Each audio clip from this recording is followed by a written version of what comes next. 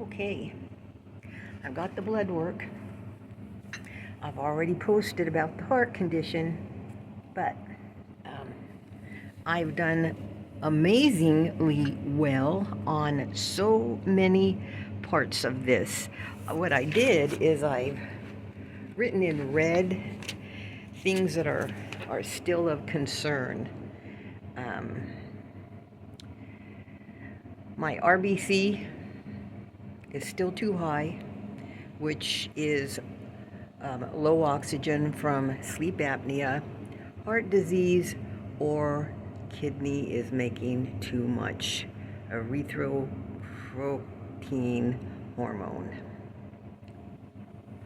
So, cause dehydration and may increase blood clots. So, further tests need to be taken about that. I have too much protein still in my red blood cells, although, and that's an indication of COPD or heart failure, but it's down. I brought that down. So, yeah, so that part is good too, but it needs to be addressed. And this is why.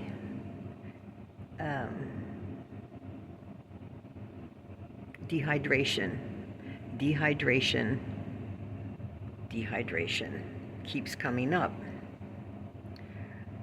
So the question begs, if I'm dehydrated, why am I having high sodium still in my body? Well, it may be something called hypernatremia, which can lead to dehydration, may suggest impaired kidney function, the kidney's inability to excrete sodium properly, and that is a primary driver of high blood pressure. Which I'm not that happy with my high blood pressure. With my blood pressure. It can go up the minute I get stressed. It's like, ooh, away it goes. So I wondered this. My father had to take diuretics, and he drank a lot of water, and he took diuretics. So I asked the engines about that. What about if I take diuretics? Diuretics do reduce blood pressure by signaling to the kidneys to flush excess sodium into the urine. Since water naturally follows sodium, this eliminates excess fluids as well. So now, the reason I was sent back to the cardiologist, mainly from this new doctor's perspective, was for edema. She thinks what I have in my ankles is edema. And that's possible, but I don't remember having my ankles like that until I injured them when I was working with the dementia patients. But I wasn't really paying attention to those things because I was under so much stress, having just lost my home, having Elvis being Elvis, finding out that the Sargent people had their family move within an hour from me, and all of the mind fucking that was going on with that, having watched them destroying my career, dragging me in and out of court, and all the fun stuff that Elvis did. So I have posted a new post without a video to Elvis. Dear Daddy, I have a question for you. It's over in my posts. So, without a video. So, okay, about the situation of the dehydration, and yet fluid. I'm retaining fluid in some areas of my body, maybe even around my heart, because that doesn't show up in the cardiology report. And what I'm talking about over in the post with my heart, as it relates to the car wreck that I was in, there could have been damage around my heart to begin with. That there was obviously damage to my heart back then, but there could have been damage that has repaired since then. I'm saying so. Anyway, breathe, breathe. I'm breathing. So anyway, about how the body can be retaining water in certain places, yet I'm dehydrated. What's with that, right? So it begs the question, can my body retain excess fluids while my actual cells are dehydrated? The answer is yes. This happens because fluid isn't distributed properly throughout the body, leaving certain tissues bloated while others are starved for water. That answer alone means I'm not going to go start dropping diuretics. That's something that I asterisked, that I need more research on. So that's going to be something the doctor and I will be talking about. So okay, so now next, what?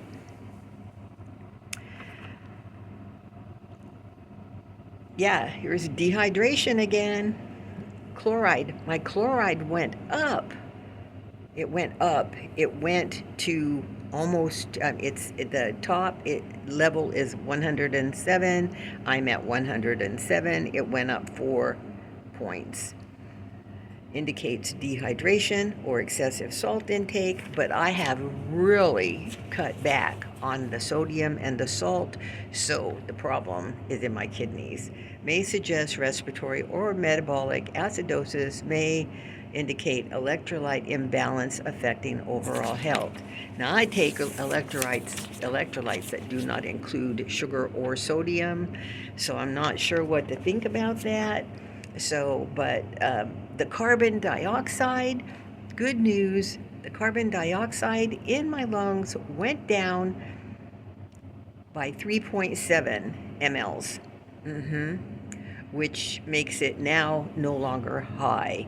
It was 32.5, which was high. I did go ahead and make notes that 32.5 suggested respiratory issues or metabolic alkalosis, and causes kidney dysfunction, hormonal imbalances, dehydration, and metabolic alkalosis. So those 4 things remain. Respiratory acidosis, like COPD, is now being ruled out by me because I was able to drop. I don't have, if you have COPD, it's once you're like into it, that's, chronic.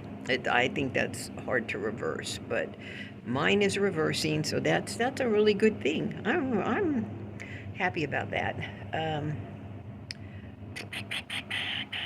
Everything else down, down, down, down, down, down, down, down, down, down. Something that I did wonder about is my protein. Total protein went down, and so did my globulin, and so I'm thinking maybe I'm cutting out too much protein.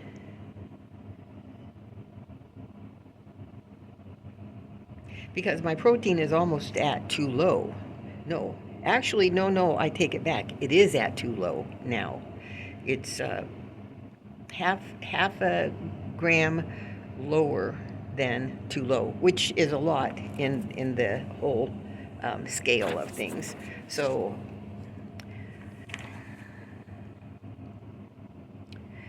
I've pretty much switched to vegetable protein, and And I've cut out pretty much all animal protein. And I'm starting to question whether that was the right thing to do. So, what else? What else did I learn? Okay, here's what I learned too. Okay, my triglycerides actually went up. My cholesterol, LDL, which we know went down. Overall went down. LDL went down. And my,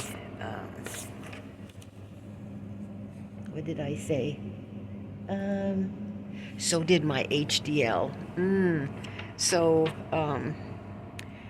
here's what I wondered. Okay, what's normal LDL for, or healthy? What's healthy? That was my question. What's healthy for a 71-year-old woman? Well, okay, this was pretty upsetting. 100 is good for everybody else, but guess what? For a 71-year-old woman, the target is 70. 70. That changed everything. I have to look further into that, but if I've taken it down this far in this short a time, really it's been less than 60 days because I had to do all the research. Now I know how to research, and so I'm a lot quicker at it, but there's still things left outstanding. So, okay, so the doctor's looking at 70, all right? They want an old lady to be at 70. Okay, that seems impossible, but I can do it, so I can do it. So, okay, now what else? I also wanted to know what is the optimum HDL for a 71-year-old. Optimum is 60 or higher. I'm at 62.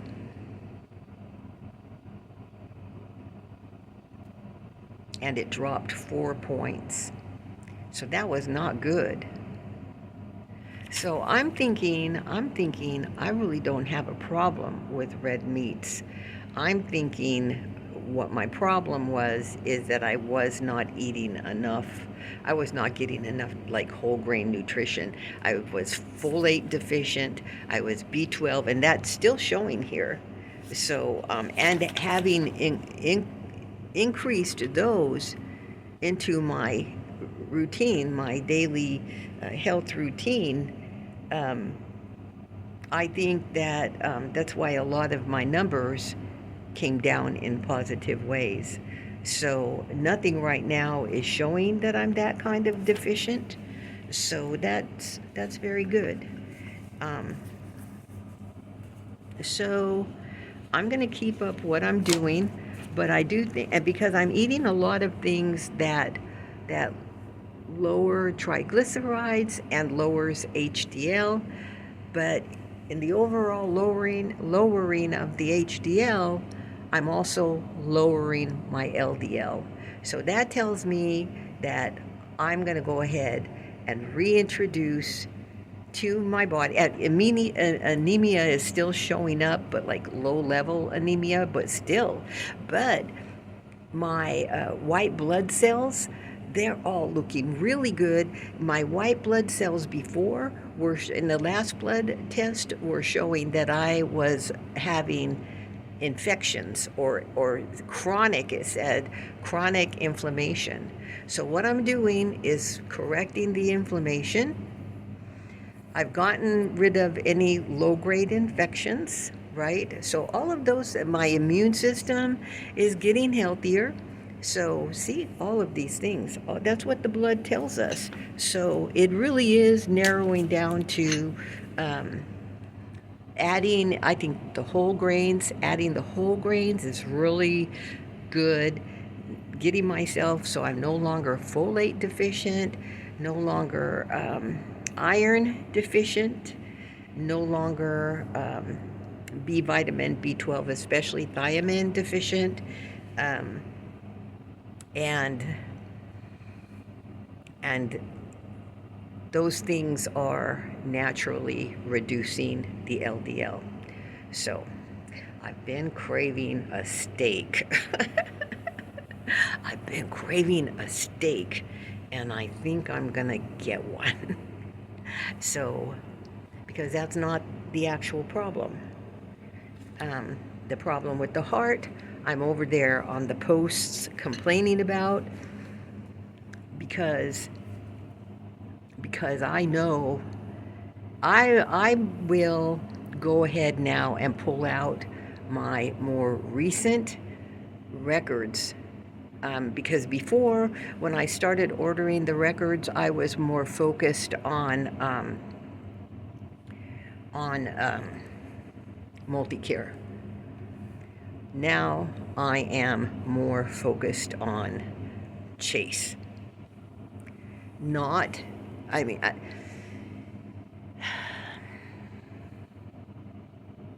not that I'm taking any load off of multi-care, because I'm talking about that over in my just post that I just made about 10 minutes ago. But I really want to take a look at my heart now, and what I see is whatever work the cardiologist did before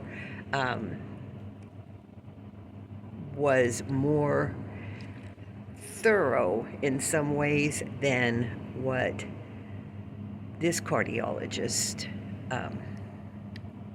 did. Well, what they did was really thorough too.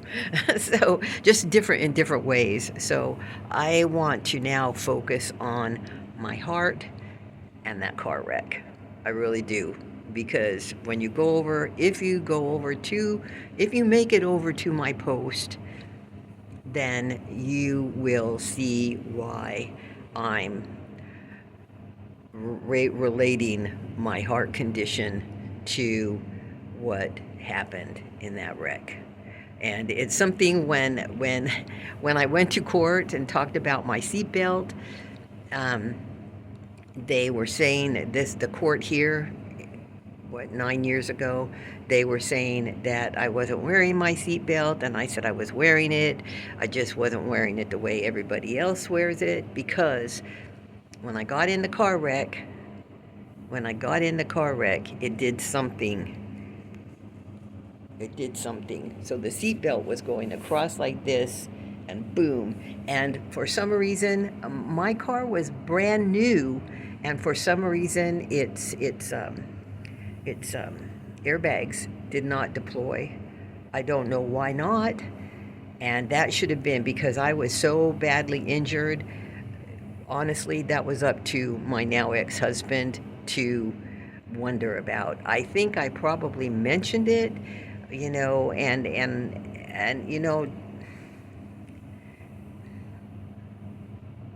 yeah, my airbags did not deploy.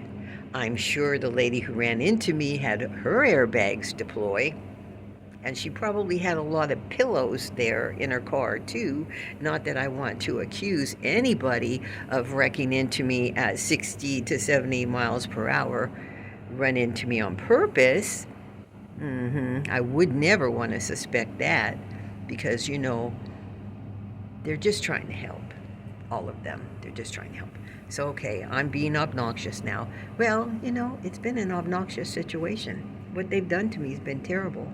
But anyway, so I was telling everybody, something's not right in here, something's not right. They don't care. They're working for the insurance companies. That's the whole thing.